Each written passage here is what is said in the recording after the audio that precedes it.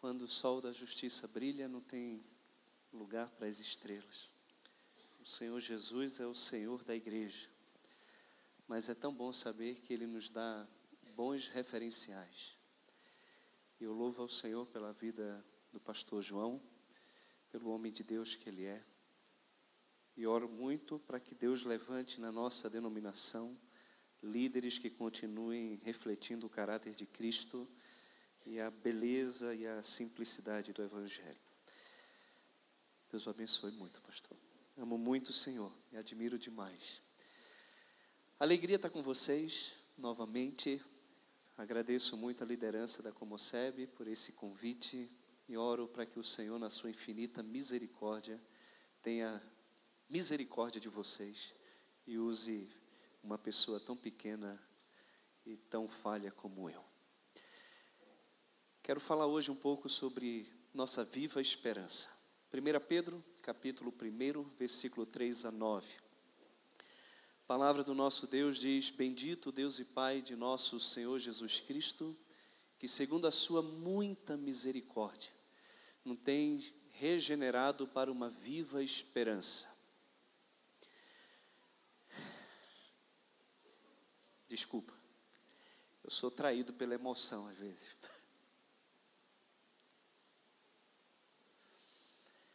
Bendito Deus e Pai de nosso Senhor Jesus Cristo, que pela sua muita misericórdia nos tem regenerado para uma nova, nos regenerou para uma viva esperança, mediante a ressurreição de Jesus Cristo dentre os mortos, para uma herança incorruptível, sem mácula, imacessível, reservada nos céus para vós outros que sois guardados pelo poder de Deus, mediante a fé, para a salvação preparada para revelar-se no último dia.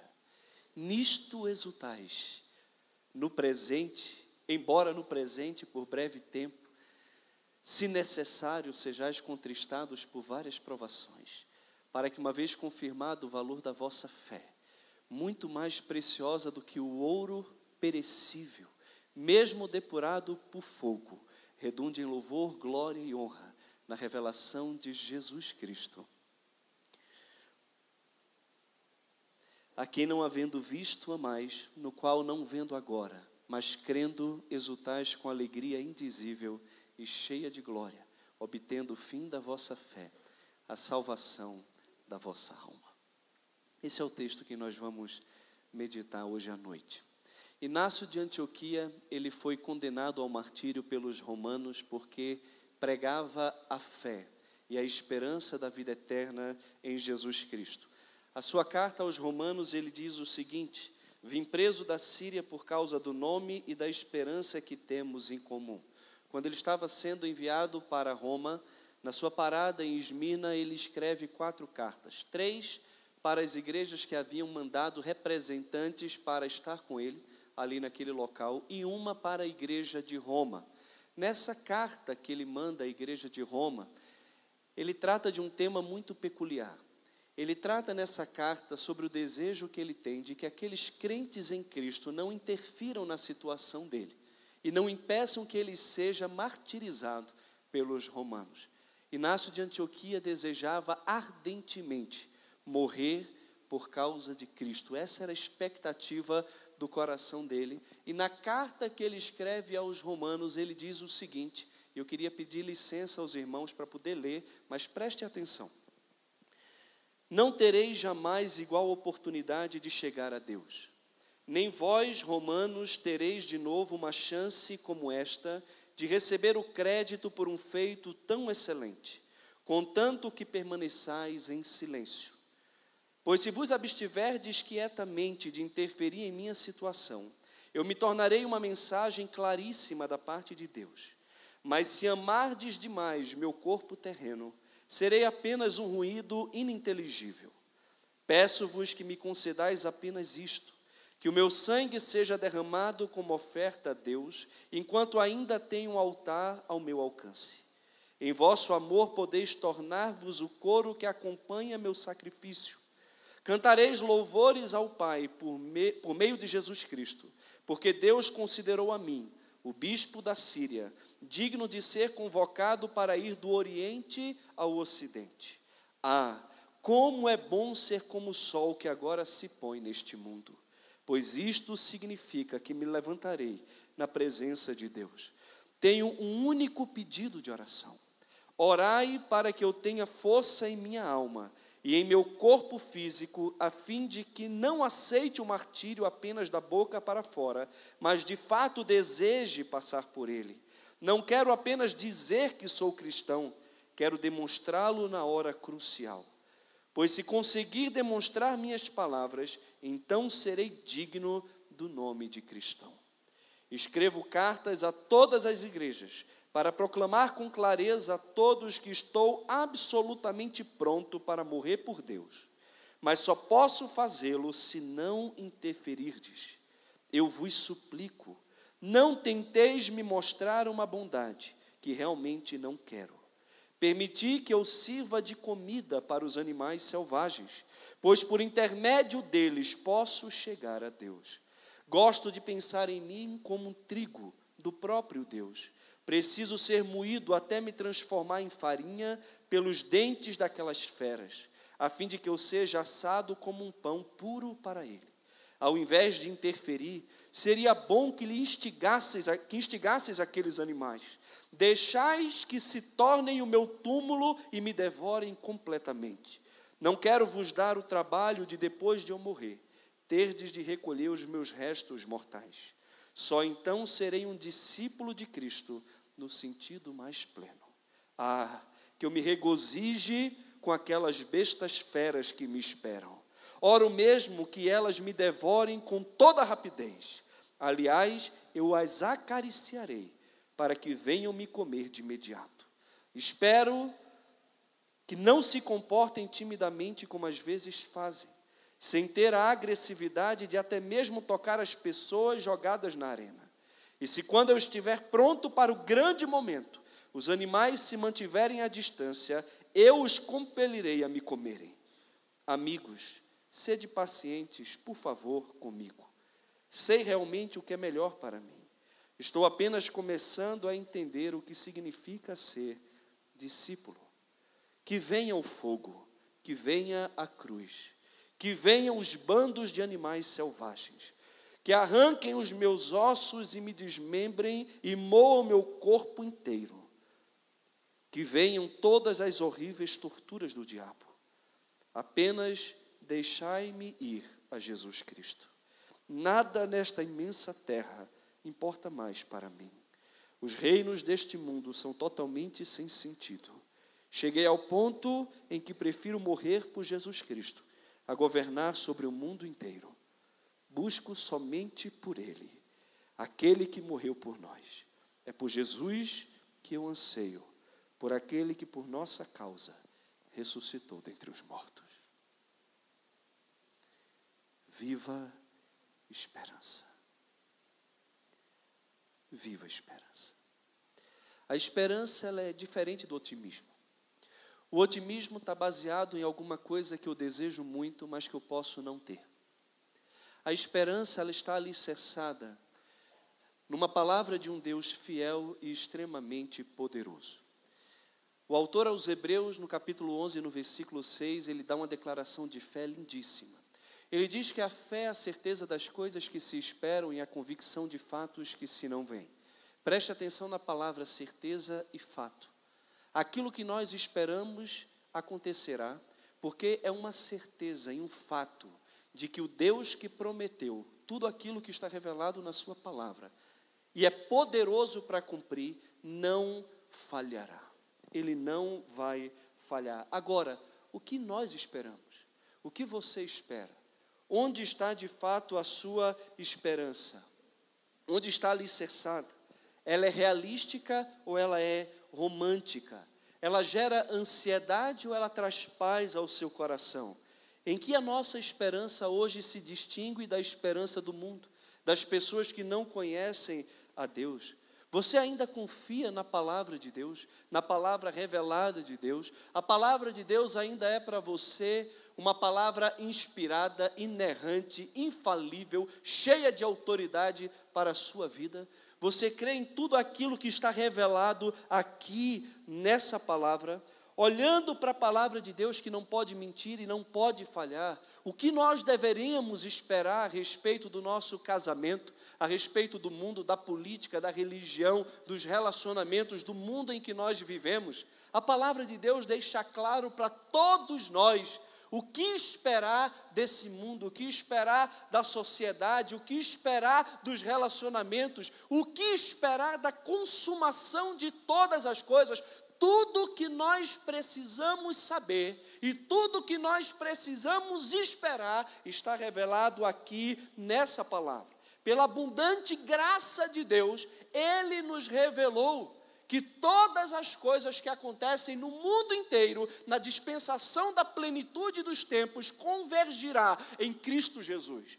Tudo o que acontece no mundo, todas as coisas que acontecem no mundo inteiro, em todo o universo, em todas as galáxias, estão debaixo de um controle de um Deus soberano, que controla a história, que escreveu a história e que revelou grande parte do que vai acontecer para mim e para você nessa palavra que é de fato infalível.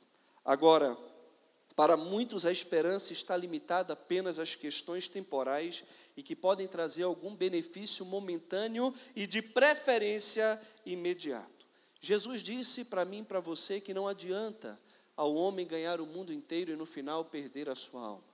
Ele ensinou aos seus discípulos a importância de não acumular tesouros na terra, onde o ladrão vem e rouba, onde a traça destrói, mas sim juntar tesouros nos céus. Sólido firmamento no céu, tesouro no céu, onde nada pode destruir. A juventude é uma fase de muitos sonhos, muitos planos. Nós temos ansiedades, expectativas. Nós poderíamos dizer que temos otimismo quanto ao futuro e outros podem dizer que têm esperança quanto ao futuro a respeito de várias questões.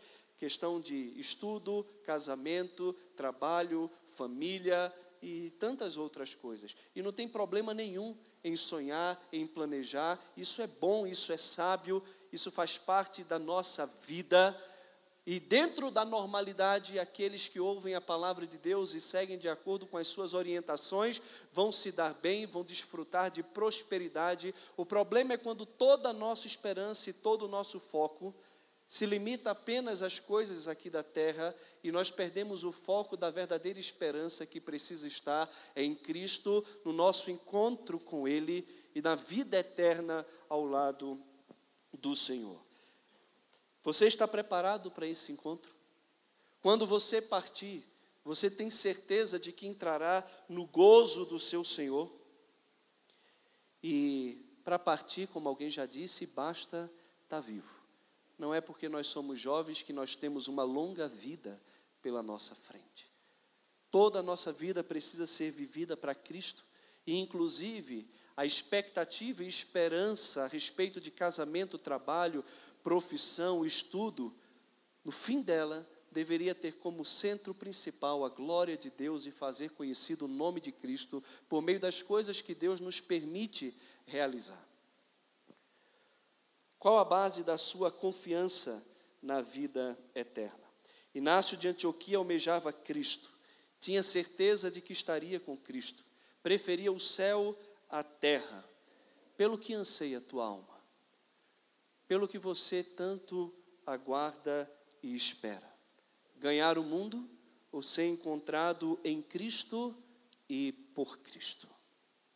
Quando Pedro escreve a sua carta, ele escreve a uma igreja que está passando por grande provação, grande perseguição, e essa perseguição ainda iria aumentar muito. Provavelmente irmãos que estavam longe de outras comunidades cristãs, principalmente porque o grande articulador das igrejas dos gentios, Paulo, estava preso. Esses irmãos que estão passando grande luta na sua vida, são encorajados por Pedro aqui, a olhar para Jesus Cristo como grande exemplo de esperança e como um grande exemplo daquele que soube o que é passar por provações e nos deixou um exemplo de como passar pelas lutas e ao mesmo tempo incentivá-los aqui, reafirmando a unidade dele como o corpo de Cristo, que é a sua igreja. Então, olhando para o nosso texto que nós lemos aqui, nós podemos dizer com certeza que a viva esperança da igreja, fruto da posição privilegiada da qual ela desfruta em virtude da sua salvação dada por Deus, fornece incentivos espirituais à reação adequada às circunstâncias. E então, no nosso texto, nós temos 3 convicções que é necessário que todos nós tenhamos para que essa viva esperança seja uma realidade na nossa vida. A primeira delas é de que Deus nos regenerou. E isso está diretamente relacionado àquilo que Deus fez no passado. Bendito Deus e Pai de nosso Senhor Jesus Cristo, que pela sua muita misericórdia nos regenerou, por meio da ressurreição de Jesus Cristo dentre os mortos. E mais na frente ele vai dizer que isso aconteceu mediante a fé. Deus nos regenerou. O tempo aqui está no tempo auristo, é um tempo que não existe no português, mas que tem uma ação pontual e geralmente é traduzida no passado, onde Deus é o sujeito ativo da ação de regenerar o homem por meio da fé. Em Efésios, no capítulo 2, versículo 1, vai dizer que Ele nos deu vida, estando nós mortos nos nossos delitos e pecados, nos quais andamos outrora, segundo o curso deste mundo, segundo as inclinações da nossa carne, segundo o príncipe da potestade do ar, que agora atua nos filhos da desobediência. Deus nos regenerou, nós estávamos mortos e Ele nos deu vida. E como Ele deu vida? Ele deu vida mediante a ressurreição de Jesus Cristo dentre os mortos. A ressurreição de Jesus é a base da nossa própria ressurreição e do fato de Deus ter nos dado vida novamente. Em Cristo Jesus nós somos novas criaturas, nós nascemos de novo. João vai dizer no capítulo 1, versículo 12, que ele veio para os seus, mas os seus não o receberam. Mas a todos quanto receberam, deu-lhes o poder de serem feitos filhos de Deus, a saber, aos que creem no seu nome, os quais não nasceram da vontade da carne, nem da vontade do homem, nem do sangue, mas nasceram de Deus, nasceram novamente. Jesus diz para Nicodemos que é necessário nascer de novo. E Deus então nos fez nascer de novo, por meio da fé em Jesus Cristo e da ressurreição dele dentre os mortos. Quando Paulo escreve Colossenses no capítulo 2, ele vai dizer que nós igualmente fomos ressuscitados mediante a fé no poder de Deus que ressuscitou Jesus dentre os mortos. A fé no poder de Deus que ressuscitou Jesus dos mortos é a fé também que nos ressuscita dentre os mortos. Nos faz sair dentre aqueles que estão mortos nos seus delitos e pecados para uma nova vida em Cristo. Que maravilha! Eu posso ter esperança hoje no meu coração, porque Deus me trouxe a vida por meio da fé em Cristo e do poder dele que ressuscitou Jesus dos mortos. Ninguém está aqui porque simplesmente decidiu estar. Ninguém nasceu de novo por vontade própria. Nós nascemos porque Deus quis que nós nascêssemos. Ele agiu poderosamente e efetivamente na minha vida e na vida de todo verdadeiro crente por meio da fé e nos fez nova criatura. Todas as coisas velhas ficaram para trás e agora tudo se faz novo. Agora, por que Deus fez isso? O texto está dizendo que é por causa da sua muita misericórdia. A palavra grega eleus aqui é a ideia de comiseração. No texto de Efésios vai dizer, mas Deus, sendo rico em misericórdia, e por causa do grande amor com que nos amou, e estando nós mortos nos nossos delitos e pecado, nos deu vida juntamente com Cristo.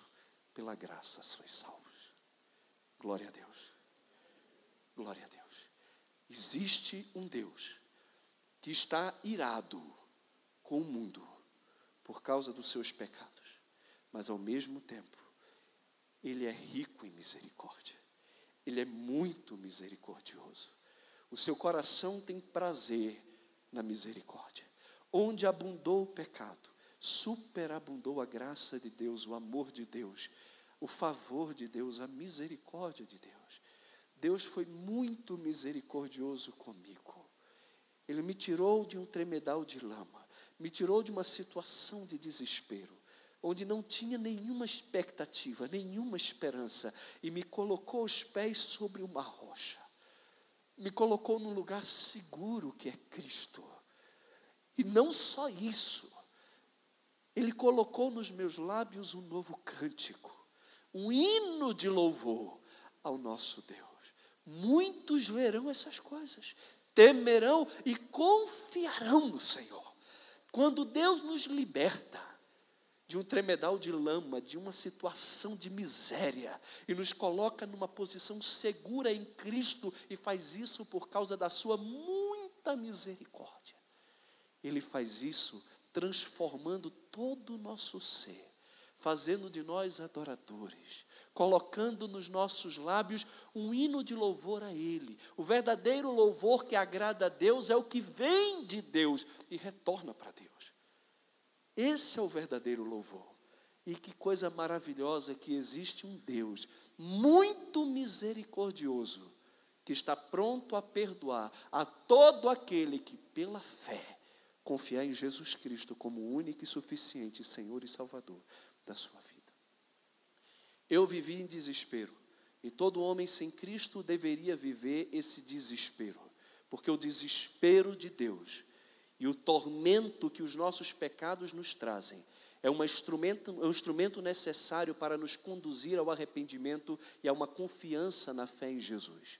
A Bíblia vai dizer que Deus amou tanto esse mundo, amou de tal maneira que deu seu Filho unigênito para que todo aquele que nele crê não pereça, mas tenha vida eterna. Porque Jesus veio ao mundo não para julgar o mundo, mas para que o mundo fosse salvo por meio dele.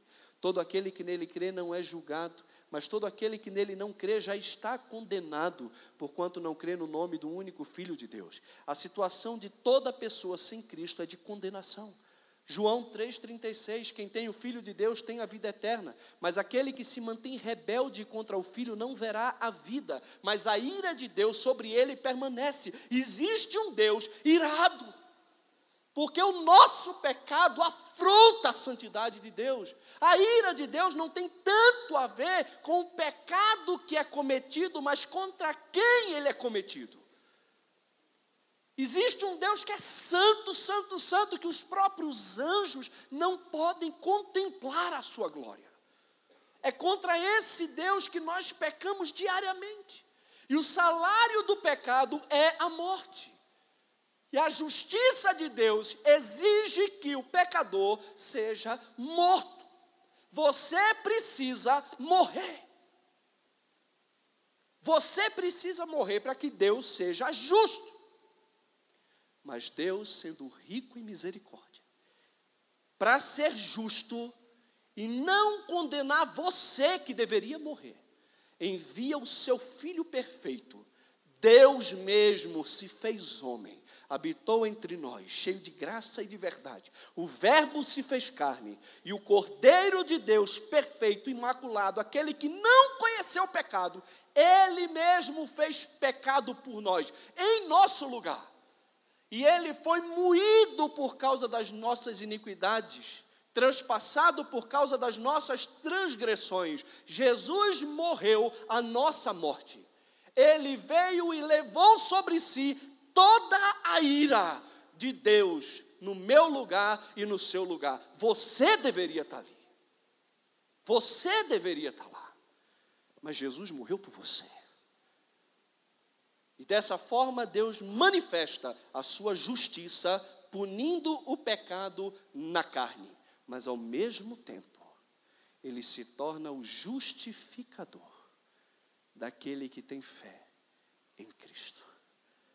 Então, se você está aqui hoje, e você ainda não reconheceu os seus pecados, não confessou Jesus Cristo como o único e suficiente Senhor e Salvador da sua vida, hoje é a noite. Saia debaixo de um relacionamento de inimizade com Deus, de ira com Deus, e passe para um relacionamento de paz com Deus, de filiação, e viva a viva esperança daqueles que são regenerados. Tem. Faça isso. Entregue sua vida a Cristo. Deixe que Deus transforme o teu coração e mude a sua realidade. Em segundo lugar, a nossa viva esperança está na convicção de que Deus nos preparou uma herança no céu. E isso está diretamente relacionado àquilo que Ele tem para nós no futuro.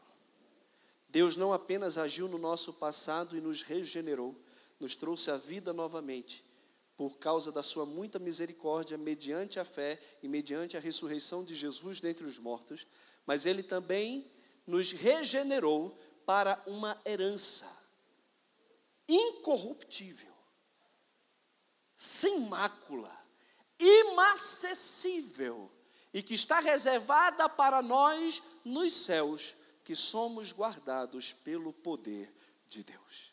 Olha que coisa maravilhosa. Eu e você temos uma herança.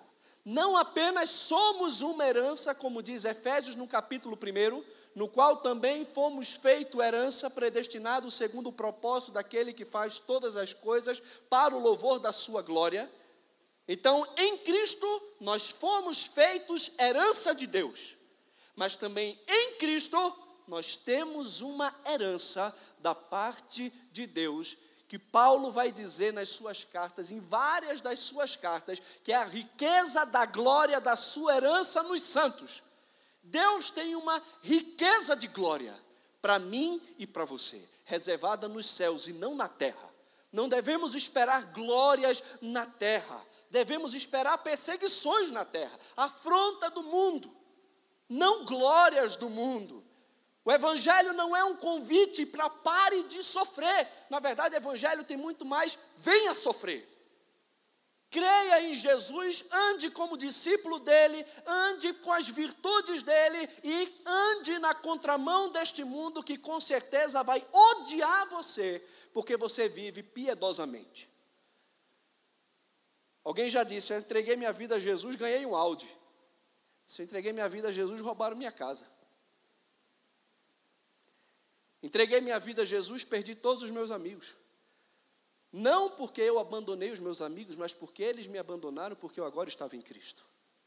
Mas em compensação eu ganhei muitos outros amigos. E não somente amigos, mas também irmãos em Cristo. Os nossos olhos, meus irmãos, precisam estar acima de tudo na esperança da glória que Deus tem reservada para nós nos céus. Aqueles que mais fizeram para esse mundo são aqueles que mais olharam para as riquezas eternas. Quando Moisés deixou as riquezas do Egito, o conforto do palácio, ele preferiu sofrer afrontas junto com o povo de Deus a usufruir de prazeres transitórios do pecado, porque ele contemplava o galardão. E eu e você precisamos agir no presente século, no momento em que nós estamos vivendo, esperando a glória de Deus e a recompensa celestial que Ele tem reservado para mim e para você. E qual é a garantia de que nós vamos desfrutar daquilo que Deus tem preparado para nós? Em primeiro lugar, o caráter da recompensa. Olha a herança. Não é igual a herança do mundo que perece. É uma herança incorruptível. É uma herança que não é maculada com pecado, com nada de errado. É uma herança inacessível, ela não vai perdendo o seu valor com o tempo. É isso que Deus tem para nós. E não só isso, está alicerçada no caráter do próprio Deus, porque Ele nos preparou para isso, e é pelo seu poder que nós somos preservados para desfrutarmos da herança que Deus tem para nós lá na frente.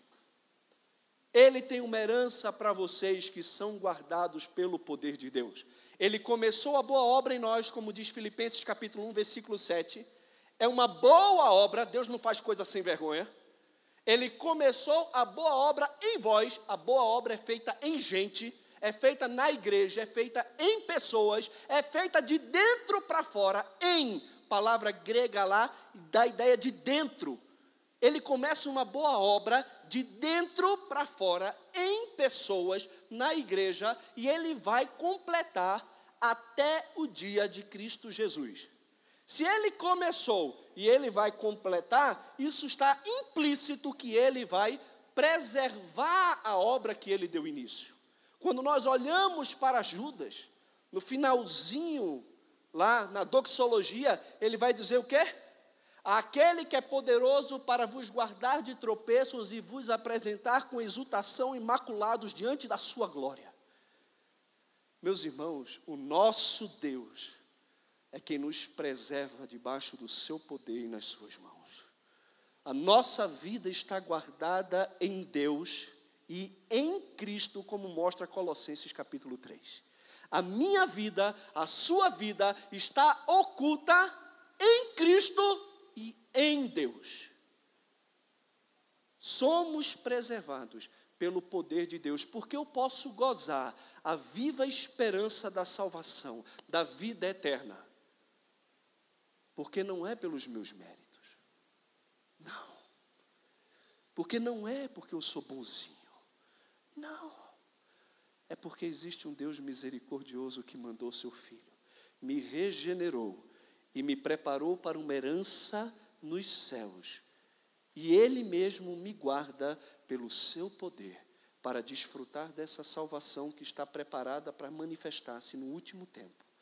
E Ele mesmo me guarda para poder desfrutar de todas as bênçãos e de todas as heranças celestiais que Ele tem para mim e também para a sua vida. Isso deve trazer incentivo, força, ânimo para mim e para você no meio do mundo que nós vivemos, no meio das lutas que nós passamos. E nós passamos por lutas, mas ainda está longe de ser lutas que nossos irmãos enfrentam.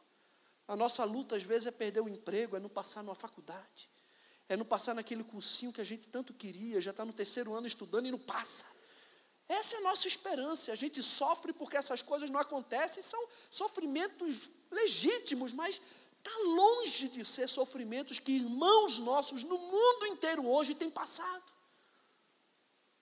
Nós temos liberdade de estarmos juntos, louvando ao Senhor, bendizendo o seu nome, adorando a Ele livremente.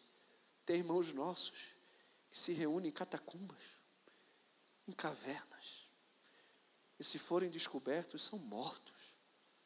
Mais de 100.000 cristãos são mortos por ano por causa da fé em Jesus.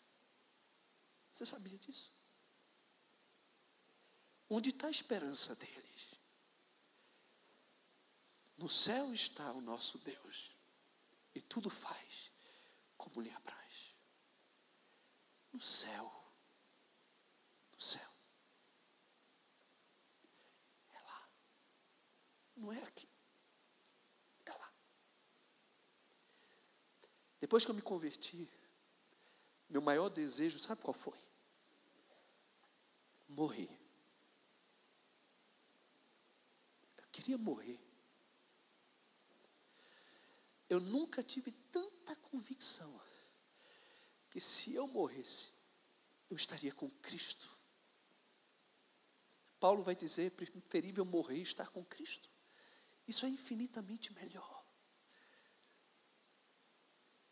Os apóstolos ansiavam estar com Cristo. Você já leu João, Evangelho de João? Já teve no capítulo 13, quando Jesus começa a falar da sua partida, dizendo que para o lugar que ele vai, os discípulos não podem ir agora, irão depois. E os discípulos ficam naquela, como assim, Senhor? Como o Senhor vai para um lugar que eu não posso ir? E aí Jesus fala, calma, não se perturbe o coração de vocês.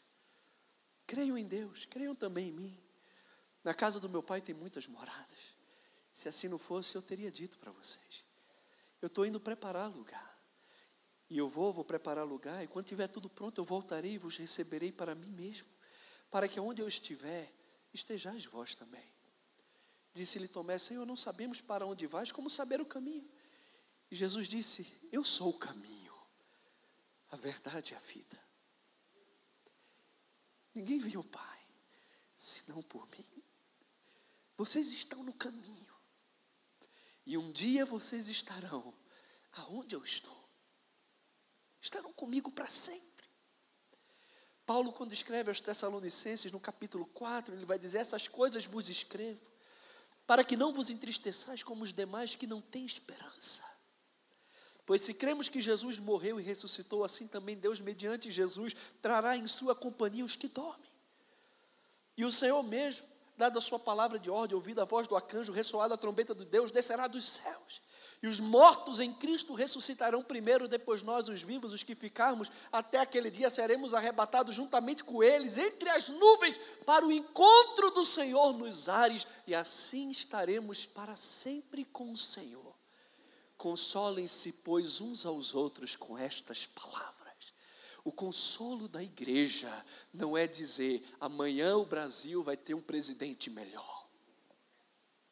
Amém que aconteça. Amanhã você estará curado do câncer. Amém que aconteça. Mas a nossa esperança não é essa. A esperança da igreja que traz consolo é que estaremos para sempre com o nosso Senhor. Para sempre com Ele. As nossas tribulações não são para comparar com o peso de glória que há de se revelar. Deus nos outorgou o penhor do seu Espírito e nos preparou para um dia sermos despidos deste tabernáculo terrestre e revestido do tabernáculo celestial. Ele nos preparou para isso, outorgando-nos o penhor do seu Espírito Santo. Então, meus irmãos, nós temos motivo para ter uma viva esperança. Em primeiro lugar, porque Deus nos regenerou. Isso aponta para uma ação de Deus no passado. Ele regenerou porque Ele é muito misericordioso. Ele regenerou por meio da fé. E Ele regenerou por meio da ressurreição de Jesus dentre os mortos. Nós temos uma viva esperança, porque Deus tem uma herança para mim e para você. E isso aponta para o futuro. Nós temos certeza de que vamos desfrutar dessa herança, por causa do caráter da herança, que é incorruptível, sem mácula e inacessível no céu. E também por causa do caráter de Deus, que preserva-nos pelo seu poder, para desfrutar da salvação e da herança que Ele mesmo tem reservado para nós. E em terceiro lugar, nós podemos desfrutar da viva esperança, pela convicção de que Deus usa as provações para provar e purificar a nossa fé.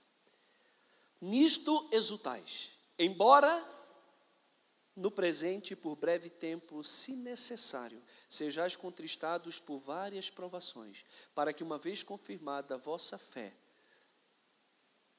muito mais preciosa do que o ouro perecível, mesmo apurado por fogo, redunde em louvor, glória e honra na revelação de Jesus Cristo. Isso aponta para algo que Deus faz no presente. Ele nos chamou, nos redimiu, tem algo especial para nós lá, mas nós ainda vivemos nesse mundo. E nesse mundo, Deus nos prova. E nos prova com um propósito, de provar a nossa fé. A ideia aqui é de colocar algo à prova com o objetivo de que seja encontrado aprovado. E essa aprovação não tem a ver com Deus ou com o conhecimento de Deus, mas é uma graça que Deus concede a mim e a você para vermos a autenticidade da nossa fé. Em relação a esses aspectos relacionados à aprovação, nós temos o tempo da aprovação. Ele fala por breve tempo. Breve tempo.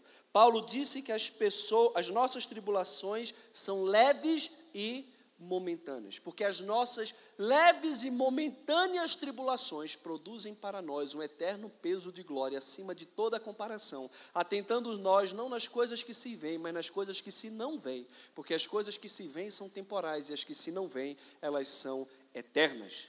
Paulo fala que comparado à glória e aquilo que Deus tem preparado para nós, as nossas tribulações são leves e são momentâneas. Tiago disse, tenham por motivo de muita alegria o passardes por várias provações. A gente não fica nas provações, a gente passa por elas. Às vezes passa rápido, às vezes demora para passar, às vezes vai passar só depois da nossa morte, mas um dia passa. Não vai ser para sempre. As provações, elas são breves. Além disso, a necessidade da provação. Se necessário é, e Pedro vai dizer, em 1 Pedro capítulo 4, versículo 12 a 13, Amados, não estranheis o fogo ardente que surge no meio de vós, destinados a provar-vos como se alguma coisa extraordinária estivesse acontecendo.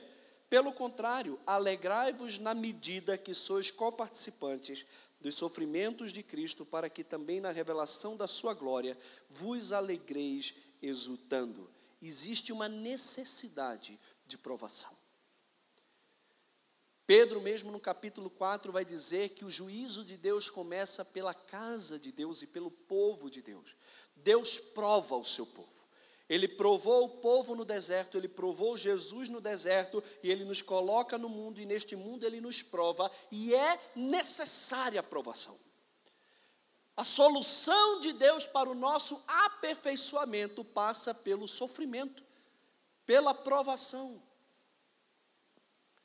A quantidade da provação, fala aqui, várias provações, e a palavra grega aqui dá a ideia de algo que é multicolorido, algo que é variado. E Tiago usa essa mesma palavra dizendo: meus irmãos, tenho por motivo de muita alegria passar por provações variadas.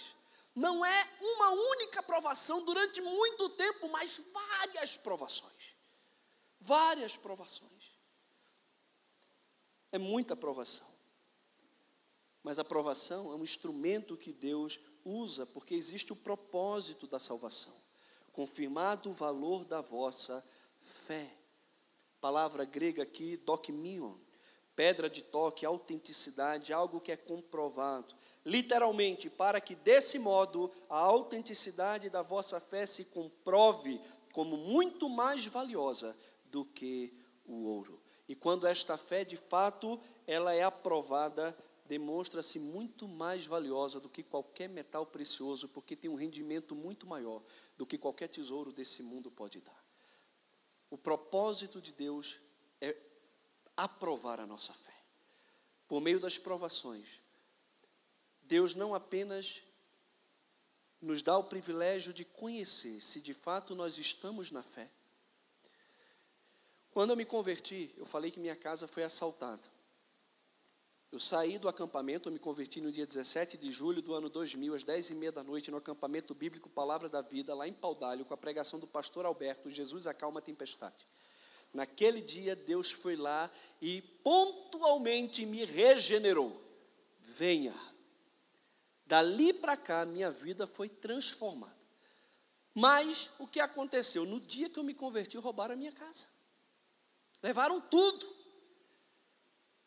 Quando acabou a semana, eu não sabia de nada, minha mãe deu um jeito lá no acampamento para o pessoal me colocar trabalhando na equipe do acampamento. Ela estava com medo de que eu voltasse para casa e abandonasse a fé. Morrendo de medo. Fiquei no acampamento servindo lá. Foi a primeira vez na vida que eu lavei um prato. E eram 300 pratos por refeição. E eu lavava aqueles pratos e chorava, e chorava. Passou a semana, quando minha mãe me pegou lá, ao invés de nós subirmos para a aldeia, quem conhece Recife sabe, em aldeia é uma região mais na serra, fica a 40 quilômetros do centro de Recife. Ao invés de ir para a aldeia, nós fomos para Boa Viagem, para a casa da minha avó. Eu disse: por que a gente está indo para a casa de voinha? E aí aquele silêncio no carro. Aí minha mãe disse: meu filho, é que no dia que você se converteu, entraram na nossa casa e roubaram todas as nossas coisas. Inclusive tudo que estava no seu quarto. Nossa casa tinha sido assaltada 2 anos antes, no dia que a minha mãe se converteu. 2 anos depois, no dia que eu me converti, nossa casa foi assaltada novamente. Mas na primeira vez tinham roubado tudo, mas não mexeram no meu quarto. Dessa vez fizeram a limpa nas minhas coisas. Eu baixei a cabeça no carro. E minha irmã Michele, a primeira que foi alcançada pelo Senhor na nossa casa, disse: nu vim ao mundo e nu voltarei. O Senhor deu e o Senhor o tomou. Louvado seja o nome do Senhor por isso. de repente eu comecei a rir. Eu comecei a rir. Os meus valores mudaram. O meu amor mudou. Eu não mais amava as coisas que antes eu amava. Eu passei a amar aquelas coisas que antes eu aborrecia. Jesus se tornou o meu tesouro. Passou. Que bobeira. Eram só coisas. Ele vai provando e nos dando a oportunidade de vermos se de fato estamos na fé. Vê pessoas de fé passando por lutas. Vê Inácio de Antioquia indo para o martírio. Olha Paulo indo para o martírio.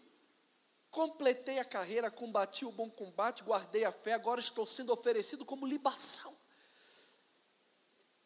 Olha que lindo. Olha como os grandes homens de Deus foram para a morte, louvando ao Senhor. Homens foram queimados vivos, enquanto a fogueira não pegava, eles assopravam para que o fogo se alastrasse. Como essas pessoas tinham tanta fé? Da onde vinha essa ousadia? Da convicção de quem Cristo é e daquilo que estava preparado para eles no céu.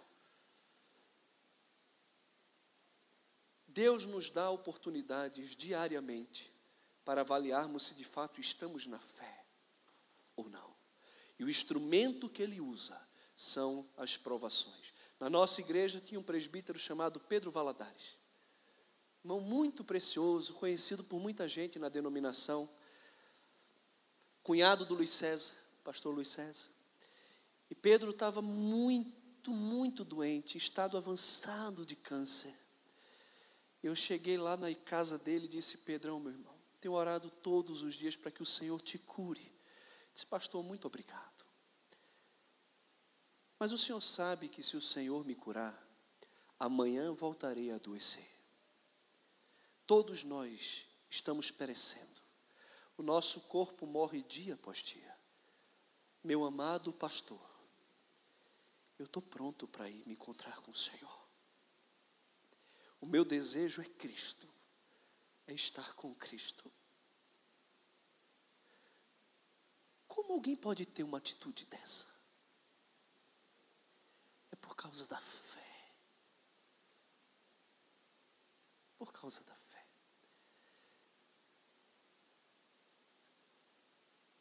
Isso é uma maneira de ver. Mas a fé, ela não é apenas provada para ser aprovada. Ela também é provada para ser purificada.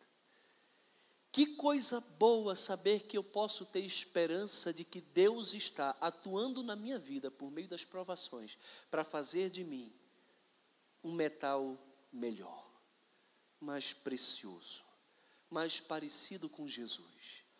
Pedro usa a analogia do ouro perecível que é depurado pelo fogo. O ouro é um metal muito precioso, mas quando extraído ele vem cheio de impureza. E é necessário que o ourives pegue aquela joia e coloque ele numa temperatura elevadíssima, aproximadamente 1000 graus centígrados, para que toda a impureza do ouro seja retirada. E quando então o ourives consegue ver o rosto dele refletido na joia, ele tira a joia do fogo. O desejo de Deus é que eu e você sejamos dia após dia parecidos com Cristo. E existe uma esperança de que isso vá acontecendo gradativamente, porque Ele não apenas nos chamou para a salvação, mas está trabalhando em nós também num processo de santificação. Paulo, quando escreve aos Tessalonicenses, no capítulo 5, vai dizer que o mesmo Deus da paz vos santifique em tudo, e o vosso espírito, alma e corpo sejam conservados íntegros e irrepreensíveis na vinda do nosso Senhor Jesus Cristo. Fiel ao que vos chamou, o qual também fará. Ele vai fazer isso. Que coisa linda. Às vezes a gente olha para as lutas que nós enfrentamos, mas as lutas que enfrentamos são oportunidades que Deus nos dá para crescermos. Para crescermos. Uma vez, há muito tempo, eu estava na igreja, não na que eu estou hoje, e os pastores tinham decidido um negócio, tinham aprovado uma decisão, e quando chegou no dia de cumprir a decisão, eu ia representando nossa igreja num evento denominacional, uma mulher se levanta no meio de uma reunião cheia de gente, bateu o pé, gritou e disse que achava aquilo um absurdo. Era aniversário das mulheres em ação da igreja. E tinham 3 pastores e eu ia sair, não estaria presente para representar a nossa igreja no evento da denominação. Depois daquela palavra, aquele silêncio na sala. O pastor presidente chegou para mim e disse: Eduardo, não vai não, fica aqui. Tudo bem. Fiquei. Mas o meu coração não estava bom. Eu fiquei com tanto ódio, tanta raiva. Eu fiquei indignado com aquilo. Como pode o conselho espiritual da igreja tomar uma decisão? Os pastores tomaram uma decisão, vem uma mulher, dá um grito e tudo muda. Que absurdo um negócio desse. Fui para minha casa. Fui tomar banho, me ajoelhei, chorei. Eu estava muita raiva. Pastor Jessé é bispo. Pastor dos pastores. Estava lá em casa. Viu toda a cena.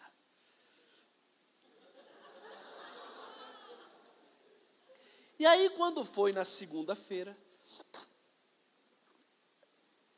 eu pensei, vou compartilhar com o meu pastor como eu me senti com aquela situação. E é claro que ele vai dar razão para mim. Claro, eu estou certo. Eu peguei e compartilhei com ele. E ele disse: Eduardo, aquela mulher foi um instrumento de Deus na sua vida.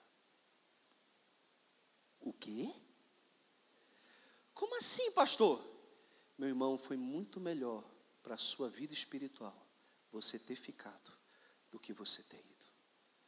Pastor, explica direitinho que eu não estou entendendo. Meu irmão, Deus te ama muito. Ele te aceitou como você estava, mas Ele se recusa a deixar como você está. Ele quer que você seja gradativamente mais parecido com Jesus. E como isso vai acontecer, se não for através de situações como essa? Muito obrigado, meu irmão. Como Deus vai trabalhar no teu amor, na tua longanimidade, se não for através de pessoas assim? Meus irmãos, daquele momento em diante, um novo mundo se abriu para mim. Eu comecei a entender que Deus está agindo em cada ato que acontece, para me fazer sondar o meu próprio coração, colocar os sentimentos pecaminosos que surgem no meu coração por causa das situações à minha volta, e colocar a minha vida diante de Cristo, dizendo: Senhor, sonda o meu coração, vê se há em mim algum caminho mau, e me guia pelo caminho correto. Existe esperança de melhora de vida, de santificação, de que a glória de Deus em Cristo se manifeste na nossa vida gradativamente, porque existe um Deus extremamente amoroso, que quer nos conformar à imagem do seu Filho. Então existe esperança para minha esposa de que ela tenha um marido cada vez mais santo. Que coisa boa. Existe esperança para o Eduardo de ter uma esposa cada vez mais amorosa, submissa. Existe esperança para todos nós, porque Deus está agindo na nossa vida para nos fazer cada vez mais parecidos com Cristo, cada vez mais nos conduzindo a uma vida que o glorifica e o honra. Quando isso tudo acontecer, então isso redundará em louvor, glória e honra quando Jesus Cristo se manifestar. Então, mesmo no presente, passando por provações, por lutas, por perseguições e por dificuldades, nós podemos viver uma viva esperança e exultar com uma alegria indizível e cheia de glória, porque fomos regenerados. Temos uma herança no céu e um Deus que age no presente na nossa vida, nos conduzindo à imagem do seu Filho. Louvado seja Deus pela obra que tem feito na sua igreja e através da sua igreja. Que Deus nos abençoe. Amém. Pai, obrigado por esse tempo. Louvo ao Senhor pela tua palavra. Quero agradecer ao Senhor porque o Senhor um dia me regenerou. O Senhor tem enchido meu coração de esperança da glória do Senhor. Meu desejo verdadeiro é estar com o Senhor. Quero muito estar contigo. Esse é um anseio da minha alma. Minha vida é tão boa.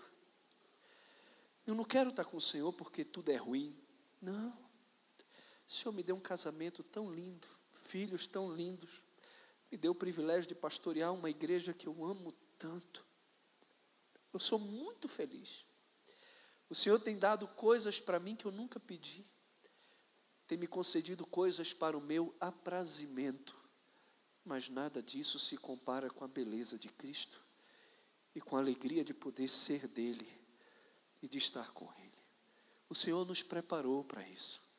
Nos ajuda, Senhor, a viver no presente com o coração cheio dessa alegria indizível e cheia de glória, por causa da nossa posição de regenerados, por causa da esperança, da riqueza, da glória do Senhor, e porque o Senhor mesmo habita em nós pelo seu Espírito, e mesmo em meio a todas as provações que são necessárias a gente passar, para a nossa santificação e para a confirmação da nossa fé para nós mesmos, ó Deus, o Senhor tem agido em nós, fazendo com que gradativamente, por meio do Espírito de glória em glória, a imagem do teu Filho seja formada em nós. Por isso, nós temos uma viva esperança de que no presente século contamos com teu favor, com a tua bênção, com o teu poder, agindo em nós e através de nós, mas também pela posição já firmada e garantida pelo Senhor, pela tua misericórdia, pela ressurreição de Cristo e pelo teu infinito poder. Obrigado, Senhor. Obrigado porque não somos como os demais que não têm esperança. Nós temos esperança e uma viva esperança. Não temos otimismo, temos esperança. É certo que esperamos. Está baseado em fatos concretos, aquilo que nós esperamos, de que o Senhor é fiel e totalmente poderoso para cumprir cabalmente cada uma das tuas palavras. E eu bendigo o Senhor, porque foi do teu agrado nos salvar e nos colocar nesse corpo maravilhoso que é o corpo de Cristo, nos redimir, ó Deus, e nos preparar para esse encontro. Obrigado por tudo.